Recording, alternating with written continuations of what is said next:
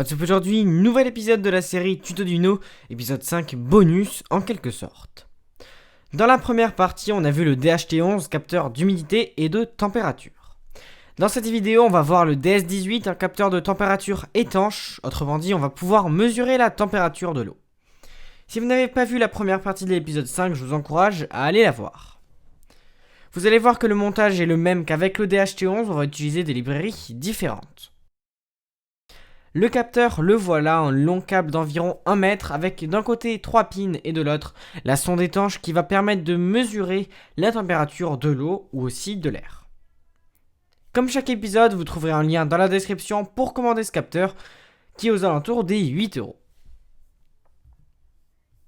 Le montage, le voici, exactement le même qu'avec le DHT11. Le fil noir du capteur rejoint une borne ground de notre Arduino.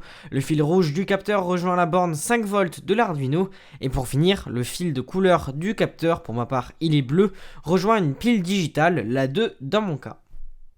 Comme avec le DHT11, on place une résistance pull-up de 5K de résistance entre les 5 volts de l'Arduino et la pin de sortie du capteur. Le code, on va cette fois-ci utiliser deux librairies, OneWire et Dallas Temperature. Pour les installer, je vous redirige vers la première partie de cet épisode 5, les liens pour les télécharger sont dans la description. Define OneWireBus 2, on définit tout simplement sur quelle pin on a connecté la pin de sortie de notre capteur, pour ma part c'est la pin 2. OneWire, entre parenthèses OneWireBus, on crée un objet de type OneWire, que l'on appelle OneWire, et on lui donne en argument OneWireBus, c'est-à-dire la pin sur laquelle on a branché la sortie du capteur, donc 2. Ensuite, Dallas Temperature SoundSource OnWire. Ici, on met en relation en quelque sorte les deux librairies que l'on vient d'apporter. Juste au-dessus, on a créé un objet OneWire avec la librairie OneWire. Et ici, on crée un objet SoundSource avec la librairie Dallas Temperature. En même temps, à cet objet SoundSource, on lui donne les caractéristiques de OneWire. On passe dans le setup, serial.begin 9600, on connaît. SoundSource.begin.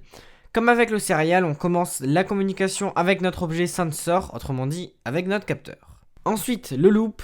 SoundSource.requestTemperature, on demande la température à notre capteur. Pour cela, on appelle la fonction requestTemperature, donc SoundSource, donc notre capteur, .requestTemperature. Notez les parenthèses après requestTemperature, comme c'est une fonction, on met des parenthèses, même si on ne met rien dedans, comme avec SoundSource.begin. Par contre, avec serial.begin 9600, on met quelque chose dans ces parenthèses. Serial.println SoundSource.getTemp C by index 0. Ici, on print la fonction SoundSource.getTemp C by index 0 qui permet d'obtenir la température.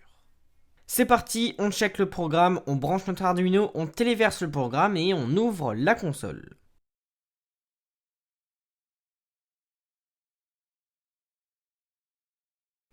On peut alors voir apparaître chaque seconde la température en degrés que relève notre capteur DS18.